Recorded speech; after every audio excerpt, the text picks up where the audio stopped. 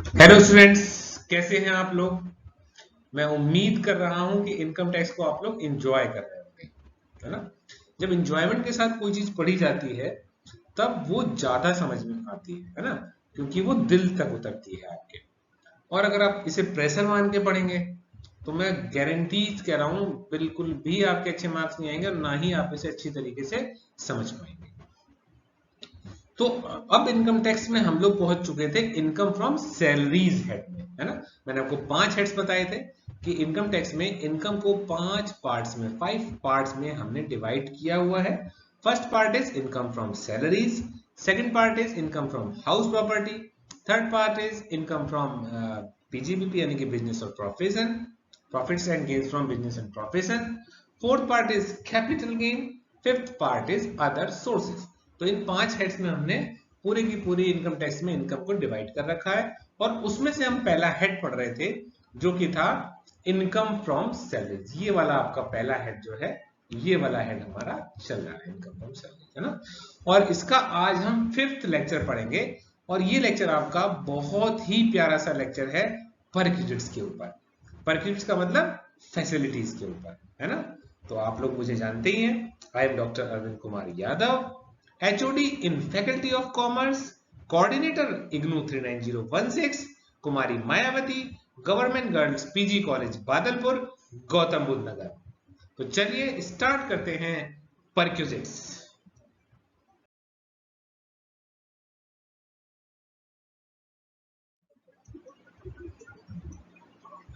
Any casual receives और gain, सबसे पहली इंपॉर्टेंट चीज आपको समझनी होगी जो मैं आपको यहां पर बता रहा हूं। एनी कैजुअल रिसीव्ड और गेन, यानी कि किसी भी तरह की कैजुअल रिसीप्ट हो, गेन हो, लेकिन वो अवेलेबल किसे हो रही हो, सैलरीड एम्प्लॉय को मिल रही है वो चीज, है ना। सैलरीड एम्प्लॉय को वो अवेलेबल हो रही है, किससे, फ्रॉम हिज एम्प्लॉयर।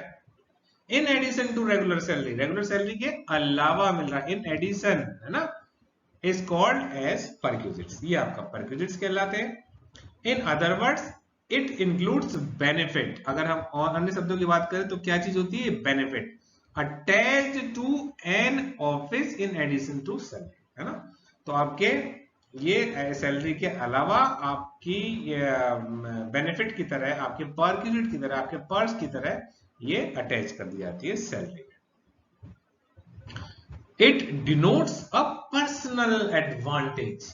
ये क्या डिनोट करता है, ये डिनोट करता है पर्सनल एडवांटेजेस को। It may be in cash और इन काइंड, ये कैश में भी हो सकता है और इन काइंड भी हो सकता है। अब आपको इन कैश याद आ रहा होगा, जो इन कैश हमें परक्विजिट मिलते हैं वो हम पढ़ चुके हैं। इन कैश वाले को क्या कहते हैं, अलाउंसेस, ये तो आपका हो चुका है। अब हम जो पढ़ेंगे इन काइंड, नॉर्मली ये इन काइंड होता है। तो इन काइंड का मतलब परक्विजिट पर्क्स फैसिलिटीज, जो काइंड, जैसे घर मिल गया आपको, है ना, आपको कंपनी की तरफ से गाड़ी मिल गई, आपके होटल बिल्स कंपनी पे कर रही है, आपकी LIC पॉलिसी कंपनी पे कर रही है। तो ये सब क्या है, ये सब आपके लिए फैसिलिटीज है।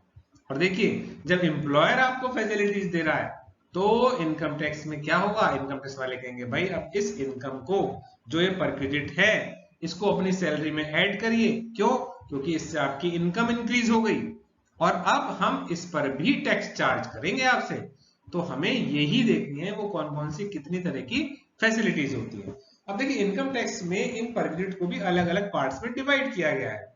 तो इस वाले चैप्टर, इस वाले जो मेरा पर्टिकुलर लेक्चर है परक्विजिट का, इसमें मैं सिर्फ आपको यही बताना चाह रहा हूं कि जो परक्विजिट यानी कि जो फैसिलिटीज हैं, ये किस किस तरह की फैसिलिटीज हैं और किन्हें किन्हें टैक्स देना पड़ता है, और वो कौन सी परक्विजिट हैं जिन पर किसी को टैक्स नहीं देना पड़ता, है ना। तो चलिए आगे बढ़ते हैं।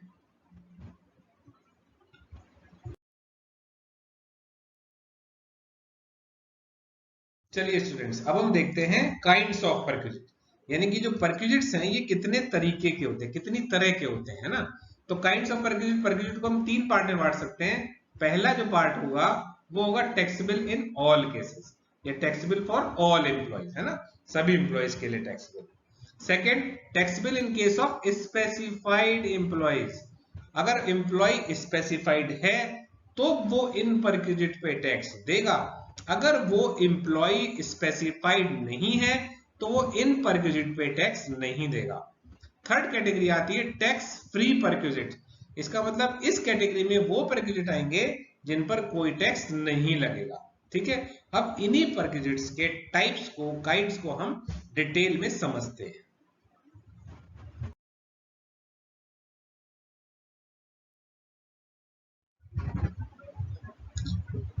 तो फर्स्ट आता है आपका टैक्सेबल इन ऑल केसेस और general perquisites. General perquisites are the perquisites which are taxable in the hands of every employee. तो यानी कि जनरल परक्विजिट कौन से हो गए?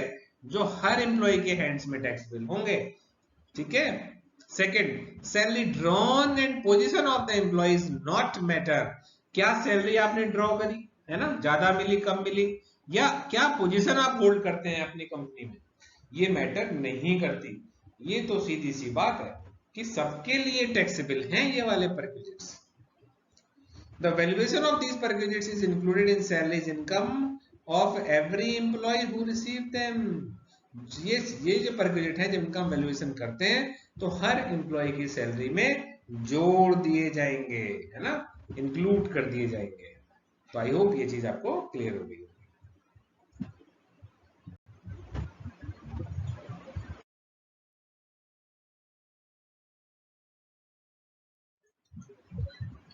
अब हम लोग देखेंगे कि वो परक्विजिट हैं कौन से भाई, जिनकी हम बात कर रहे हैं कि ये तो टैक्सेबल, हर केस में टैक्सेबल होगा, हर एम्प्लॉय को इस पे टैक्स देना पड़ेगा।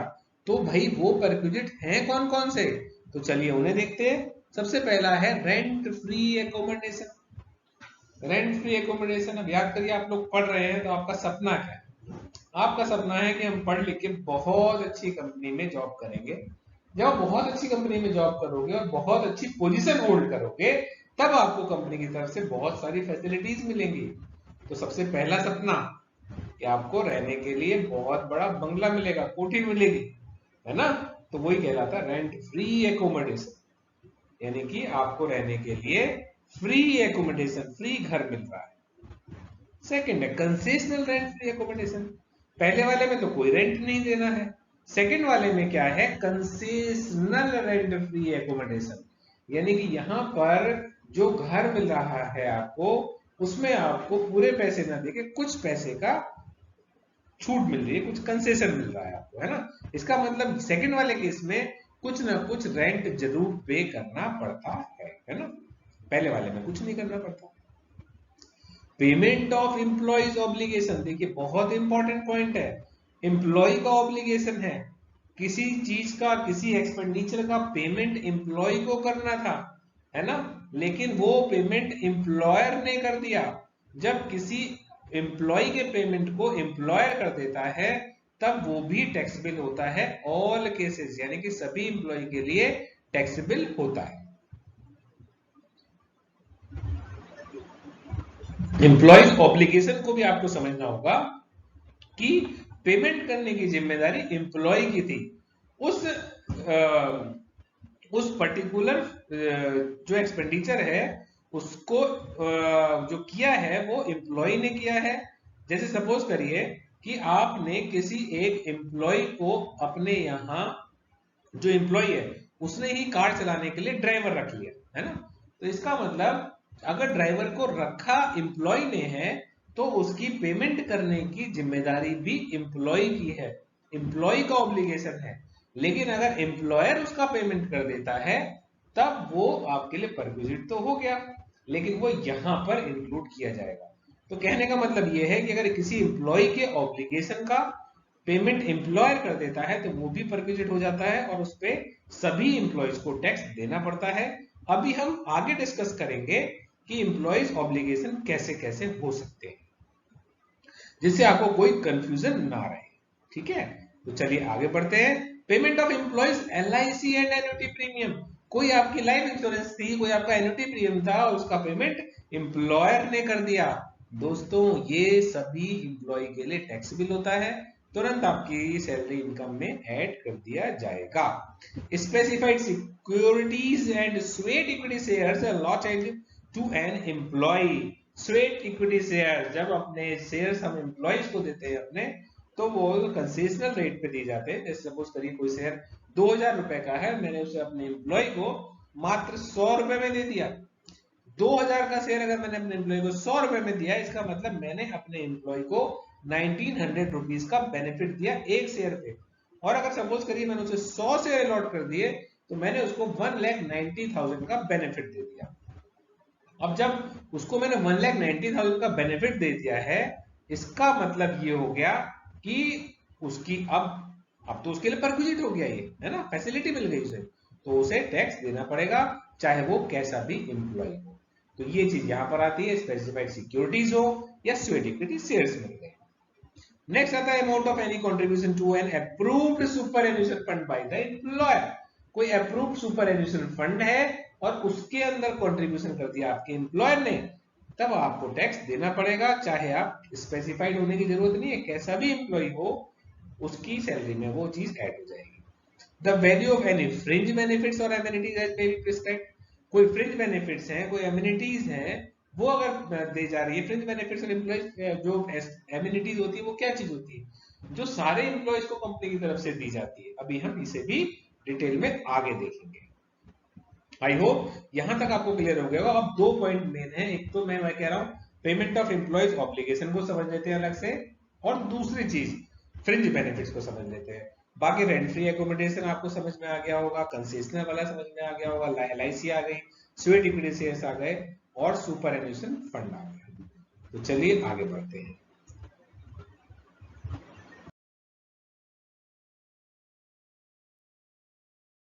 अब आप लोग एम्प्लॉइज ऑब्लिगेशन को समझ लीजिए। एम्प्लॉइज ऑब्लिगेशन का मतलब कि टैक्स बिल तो है सबके लिए, लेकिन इसको सिर्फ ये समझना जरूरी है कि ये कैटेगरी है कौन सी। ये चीज आपके दिमाग में क्लियर होना चाहिए कि एम्प्लॉइज ऑब्लिगेशन का पेमेंट अगर एम्प्लॉयर ने कर दिया तो वो सभी एम्प्लॉइज के हैंड्स में टैक्सेबल होगा। हर एम्प्लॉय के लिए टैक्सेबल होता है। एम्प्लॉयज ऑब्लिगेशन का मतलब ये पेमेंट करने की जिम्मेदारी थी आपके एम्प्लॉय की, और उसका पेमेंट उसके मालिक ने, एम्प्लॉयर ने कर दिया। अब वो किस किस तरह के परक्विजिट हो सकते हैं वो आप देखिए। पहला है इसमें first is payment of employer, payment by employer of the employees personal hotel bill, है ना, या क्लब बिल्स। एम्प्लॉय का कोई पर्सनल होटल बिल है, एम्प्लॉय का कोई क्लब बिल है, और उसका पेमेंट उसके एम्प्लॉयर ने कर दिया, तब ये आपका हर एम्प्लॉय के लिए टैक्सेबल होता है, और ये एम्प्लॉयज ऑब्लिगेशन में आता है ना। Payment of any loan of employee. अरे भाई एम्प्लॉय ने लोन लिया, पेमेंट करने की जिम्मेदारी एम्प्लॉय की थी, लेकिन उस लोन का एम्प्लॉयर ने कहा चलो भाई हम पेमेंट कर देते हैं, है ना। तो इसका मतलब ये एम्प्लॉयज ऑब्लिगेशन का पेमेंट हो गया, तो ये इस कैटेगरी में ही आएगा। Payment of education expenses of employees children. Employees के बच्चे जो थे उनके एजुकेशन एक्सपेंसेस थे, उनका पेमेंट कर दिया किसने, एम्प्लॉयर ने, है ना। तो एम्प्लॉय जिम्मेदारी किसकी थी, बच्चे किसके हैं भाई, बच्चे एम्प्लॉय के हैं, पेमेंट कौन करेगा, एम्प्लॉय करेगा, लेकिन कर किसने दिया इसका पेमेंट, एम्प्लॉयर ने। तो ये इस कैटेगरी में इसीलिए इंक्लूड कर लिया गया। Payment of salary of employees domestic servant. Employee ने कुछ नौकर वोकर रखे घर के लिए काम करने के लिए, और उसका पेमेंट उसका एम्प्लॉयर ने कर दिया, है ना। Legal expenses by employer to save employee. Legal expenses कुछ थे जो कि एम्प्लॉय को पेमेंट करने थे, लेकिन इन एक्सपेंसेस का पेमेंट किसने कर दिया, एम्प्लॉयर ने कर दिया। Income tax paid bye the employer in respect of salary. Salary के ऊपर इनकम टैक्स देना था, तो भाई सैलरी किसे मिल रही है, सैलरी एम्प्लॉय को मिल रही है, टैक्स कौन देगा, एम्प्लॉय देगा, लेकिन पेमेंट किसने कर दिया, एम्प्लॉयर ने। तो ये भी payment of employees obligation head में आएगा। यानी कि ये सारे के सारे जो मैंने आपको बताए ये आपके लिए हर एम्प्लॉय के लिए टैक्सेबल है ना। मुझे सिर्फ ये समझाना था कि एम्प्लॉयज ऑब्लिगेशन का मतलब क्या होता है, जिससे कि आप आगे वाले प्रोजेक्ट में जाने जब जाएं तो कंफ्यूजन क्रिएट है ना। अच्छा, अगर आपको ये देखिए लिखा है however tax paid by employee on पर पीरियड में, पर्क्स में फैसिलिटीज के ऊपर अगर जो टैक्स लग रहा है वो आपके एम्प्लॉयर ने दे दिया, तब फिर वो पर क्रेडिट नहीं माना जाएगा। आगे भी आएगा ये, फिर हम डिटेल में डिस्कस करेंगे, है ना। चलिए आगे चलते हैं।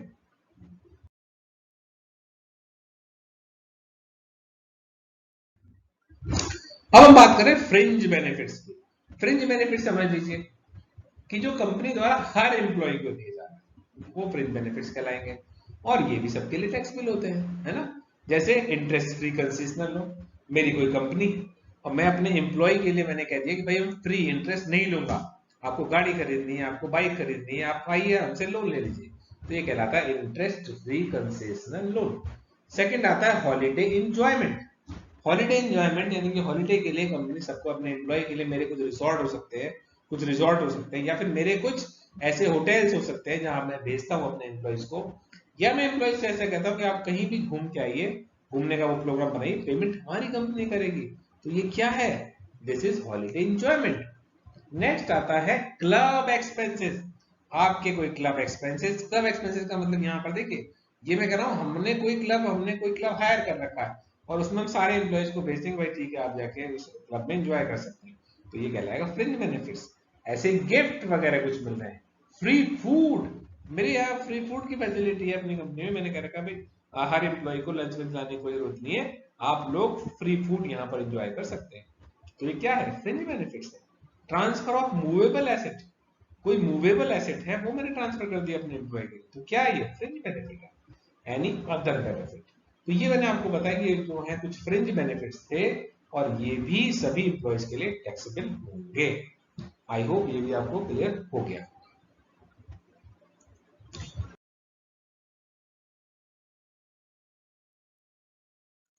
अब हम आगे बढ़ते हैं और रुख करते हैं स्पेसिफाइड एम्प्लॉयज के लिए जो परमिनेंट टैक्सेबल होंगे। मैं यहां पर अभी स्पेसिफाइड एम्प्लॉय कौन होता है इसकी बात नहीं कर रहा हूं, स्पेसिफाइड एम्प्लॉय कौन है अभी हम उसमें नहीं जा रहे।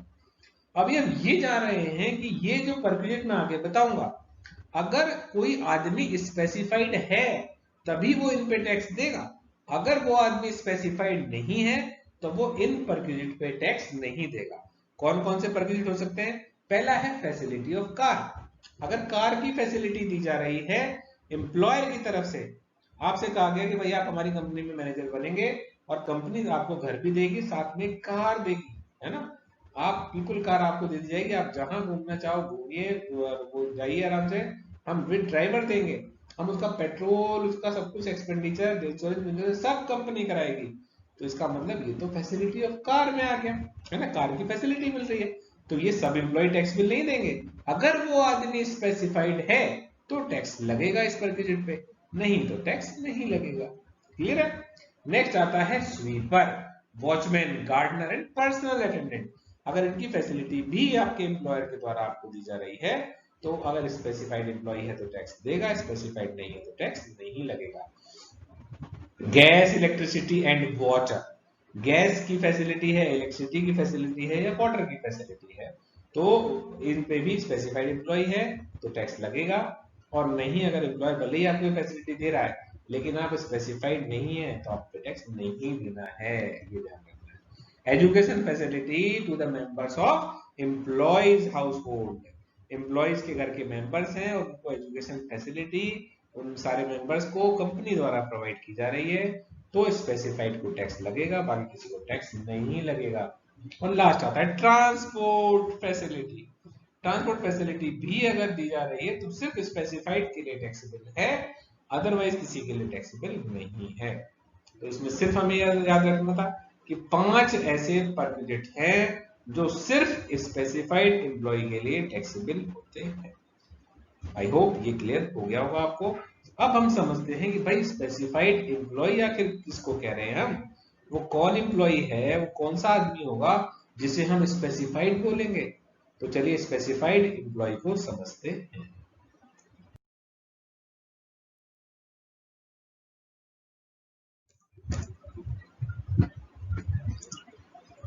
If a person satisfies any of the following condition, he will be treated as specified employee. Following condition यानी कि यहां पर हम 3 कंडीशन की बात करेंगे, अगर इन तीनों कंडीशन में से कोई सी भी एक कंडीशन हमारा एम्प्लॉय पूरी कर दे तो हम कहेंगे भाई ये तो स्पेसिफाइड है ना। और अगर वो नहीं पूरी कर पाता है, तीनों में से कोई सी भी पूरी नहीं कर पाता है, तो हम कहेंगे भाई तो स्पेसिफाइड एम्प्लॉय नहीं है। पहला है अ डायरेक्टर एम्प्लॉय, अगर आपका एम्प्लॉय कंपनी में डायरेक्टर है, तो डायरेक्टर तो आप समझते हैं अपने आप ऐसी पोस्ट है कि भाई स्पेसिफाइड होगा। Second, employee having a substantial interest in the employer company. Employer company में एम्प्लॉय का सब्सटेंशियल इंटरेस्ट है, मतलब वो ओनर है 20% वोटिंग राइट, 20% से ज्यादा उस कंपनी के शेयर खरीद रखे हैं। जब किसी आदमी ने 20% से ज्यादा शेयर खरीद रखे होंगे किसी कंपनी के, तब तो वो आपका स्पेसिफाइड ही कहलाएगा, है ना। दोनों कितनी अच्छी कंडीशन है भाई कि 20% यानी कि 1/5 होल्डिंग है, 1/5 20, 100 में से 20 कम से कम, तो ये तो स्पेसिफाइड हो गया। डायरेक्टर है तो स्पेसिफाइड हो गया। अब तीसरी कैटेगरी बहुत चीप कैटेगरी में मानता हूं उसे, क्योंकि ये कह रहे हैं कि अगर किसी आदमी को any employee whose monetary income under head salary is more than 50,000 per annum है, ये पूरे साल में अगर किसी भी एम्प्लॉय की मॉनेटरी इनकम वो 50,000 से ज्यादा जो कैश में मिलती है वो 50,000 से ज्यादा है पूरे साल की, तो वो स्पेसिफाइड हो गया। अब सोचिए 50,000 पूरे साल में कमाना कोई बहुत बड़ी बात है क्या? ये तो मतलब आजकल के चपरासी भी 30,000 रुपए महीना कमाते हैं सरकारी में, तो आप देखिए प्राइवेट में भी अच्छी खासी सैलरी मिल जाती है ना।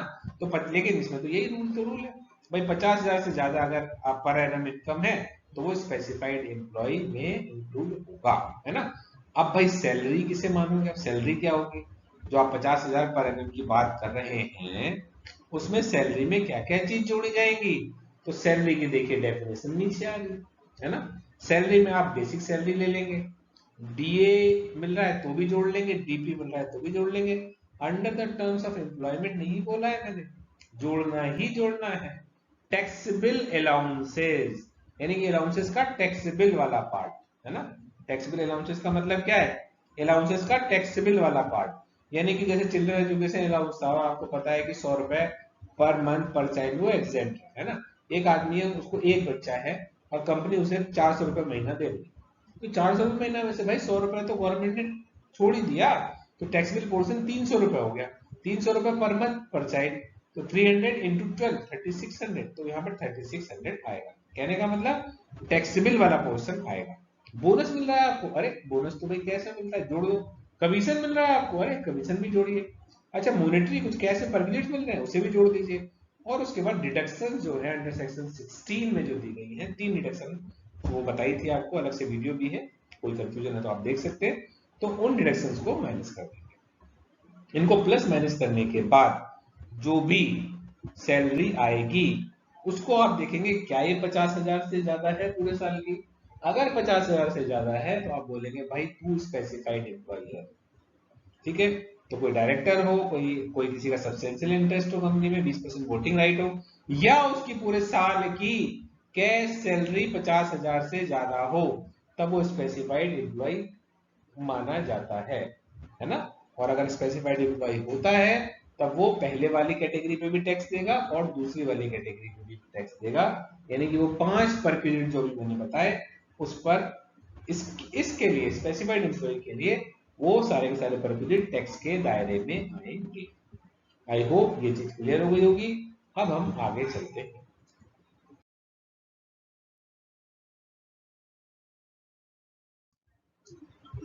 अब हम बात करेंगे टैक्स फ्री परक्यूजिट्स की। आहा कितना बढ़िया लगता है, टैक्स फ्री परक्यूजिट्स यानी कि इन पर किसी को कोई टैक्स नहीं देना है ना। टैक्स फ्री है ये वाले परक्यूजिट, जिसे भी मिल रहे हैं उन्हें टैक्स नहीं देना है। पहला मेडिकल बेनिफिट्स, अगर आपकी कंपनी के द्वारा आपको कोई मेडिकल बेनिफिट्स दिए जा रहे हैं तो ये टैक्स फ्री परक्यूजिट्स में आएंगे, और इस ऐसे परक्यूजिट्स पे, ऐसी फैसिलिटीज पे आपको टैक्स नहीं देना पड़ेगा, ठीक है। मेडिकल बेनिफिट्स कुछ कंडीशन है, कुछ की डिटेल है, वो हम आगे पढ़ेंगे। नेक्स्ट आता है telephone facility including mobile phone, यानी कि आपको कंपनी की तरफ से अगर टेलीफोन की फैसिलिटी मिल रही है, चाहे मोबाइल फोन भी उसमें देखिए इंक्लूड कर दिया गया है ना, कंपनी पेमेंट कर रही है, तब वो आपके लिए कोई टैक्स नहीं लगेगा, tax free perquisites. Employees contribution, employer contribution to GIS, कोई ग्रुप इंश्योरेंस करा रखा है आपकी कंपनी ने, है ना, ग्रुप इंश्योरेंस करा रखा, ग्रुप इंश्योरेंस तो आपको आई हो आपको क्लियर होगा पूरी कंपनी के जितने भी एम्प्लॉय उनका इंश्योरेंस करा लिए, जिससे उसका कोई मिस हैपनिंग, कोई कैजुअलिटी होती है तो उसकी फैमिली को कुछ ना कुछ प्रोटेक्शन मिल जाता है, कुछ पैसे मिल जाते हैं। तो इसकी वजह से हम ग्रुप इंश्योरेंस कराते हैं। और ग्रुप इंश्योरेंस पे कौन कर रहा है आपके लिए? आपका एम्प्लॉयर पे कर रहा है। तो ये लेकिन टैक्स फ्री परक्विजिट है, तो आपको टैक्स नहीं देना है ना। स्कॉलरशिप, अगर एम्प्लॉय को कोई स्कॉलरशिप मिल रही है एम्प्लॉयर की तरफ से या उसके बच्चे को, तो स्कॉलरशिप भी इनकम नहीं होगी, तो ये भी टैक्स फ्री परक्विजिट में इंक्लूड होगा। T snacks coffee work place पे आपको प्रोवाइड की जा रही है आपके ओनर के द्वारा, आपके एम्प्लॉयर के द्वारा, कोई टैक्स नहीं है। Residential accommodation provided eight site, देखिए रेजिडेंशियल एकोमोडेशन के पीछे भी बात की थी, उसमें मैंने कहा था कि टैक्स लगेगा। यहां पर मैं कह रहा हूं residential accommodation provided eight site, वो जो वर्किंग साइट जहां पे काम चल रहा है उस साइट पे आपको रेजिडेंशियल एकोमोडेशन मिल गया, तो सरकम कुछ सर्टेन कंडीशंस हैं उसमें ये एग्जेंट होता है। अभी थोड़ा सा हम आगे देखेंगे इसे बाद के लेक्चर्स में। Conveyance facility from office to home and vice versa, आपको ऑफिस से घर, घर से ऑफिस जाने के लिए कन्वेंस फैसिलिटी मिल रही है, तो ये टैक्सेबल का टैक्स का पार्ट नहीं है, क्योंकि आपको थोड़ी फैमिली, आपके फैमिली मेंबर्स को थोड़ी फैसिलिटी दे दी गई। आपको घर से ऑफिस लाना और ऑफिस से घर पहुंचाना, ये तो एम्प्लॉयर के लिए जिम्मेदारी ही है। भाई टाइम से घर ऑफिस आएगा तो आउटपुट ज्यादा देगा, तो ये आपके लिए परक्विजिट नहीं होगा, इस पे आपको टैक्स नहीं देना है। हम आगे देखते हैं tax paid by employer on perquisites. अगर परक्विजिट्स के ऊपर एम्प्लॉयर टैक्स पे कर देता है तब वो भी टैक्स फ्री परक्विजिट में आएगा, है ना।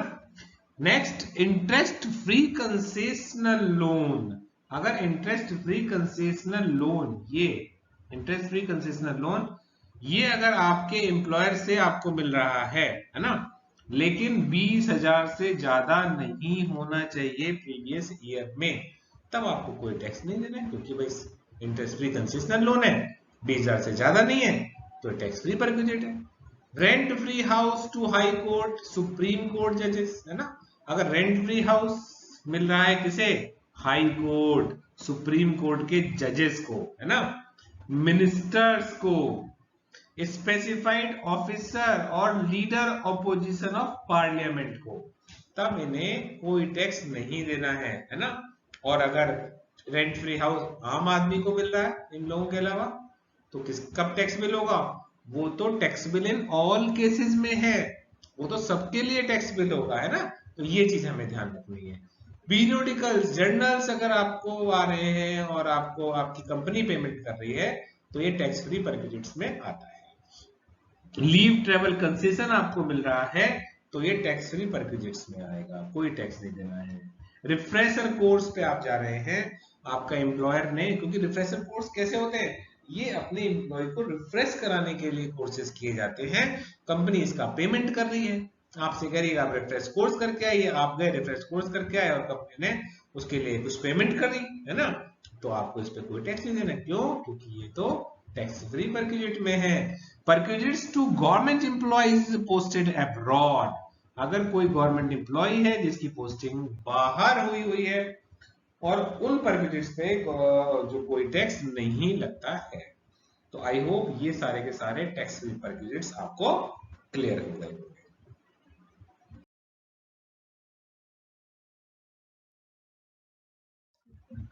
तो चलिए, अगर आपको ये सारे के सारे पर्क्स बिल्कुल क्लियर हैं, है ना, तो अब एक छोटा सा क्वेश्चन करना है आपको, क्योंकि मेरा इस वीडियो को बनाने का सिर्फ मोटिव ये था कि आप समझ पाए कि कौन से परक्विजिट ऑल केसेस में टैक्सेबल है, यानी कि वो कौन से परक्विजिट है जिन पे सबको टैक्स देना है, वो कौन से परक्विजिट है जिन्हें स्पेसिफाइड एम्प्लॉय को टैक्स देना है, और वो कौन से परक्विजिट है जिन पर किसी को टैक्स नहीं देना है ना। तो इसलिए मैंने ये आपके लिए एक असेसमेंट प्रॉब्लम बनाई है, बहुत आसान सी है। मैंने कुछ परक्विजिट के यहाँ पर आपको ये नाम दे रखे हैं, ये पर्क्स लिखे है ना। अगर आपको पता लगता है कि भाई वो पर्क पढ़ गया और आपको लगता है वो सबके लिए टैक्सेबल है ना, टैक्सेबल इन ऑल केसेस है, तो आप उसके सामने 1 लिख दीजिए।